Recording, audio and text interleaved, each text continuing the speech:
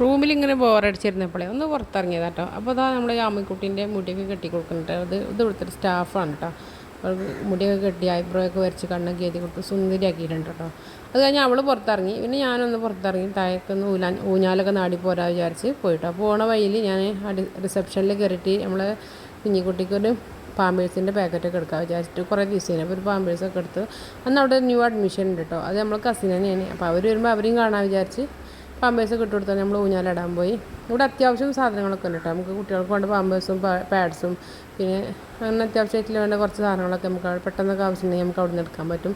അങ്ങനെ ഒരു പാമ്പേഴ്സിൻ്റെ ഒരു പാക്കറ്റ് എടുത്ത് ഒന്ന് അവിടെ കുട്ടിക്ക് ഇടാൻ കൊടുത്തിട്ട് ഞങ്ങൾ നേരെ പാർക്കിൽ പോയി. അവിടെ ആദ്യം ചെന്നപ്പോൾ ഞാൻ മാത്രമേ പിന്നെ യാമിക്കുട്ടി അവളെ ഫ്രണ്ട്സുകളും കാര്യങ്ങളൊക്കെ വന്ന് ഞങ്ങൾ കുറച്ച് നേരം അവിടെ ഊഞ്ഞാലാടി ഇരുന്നപ്പോൾ നമ്മൾ ഗസ്റ്റ് വന്നത്. അപ്പോൾ അവരുടെ സ്വീകരണങ്ങളൊക്കെ കഴിഞ്ഞതിന് ശേഷം അവരുടെ അടുത്ത് പോയി അങ്ങനെ അവരുടെ റൂമിലാക്കി നമ്മളെ റൂമിലേക്ക് വന്നു. Okay, bye bye.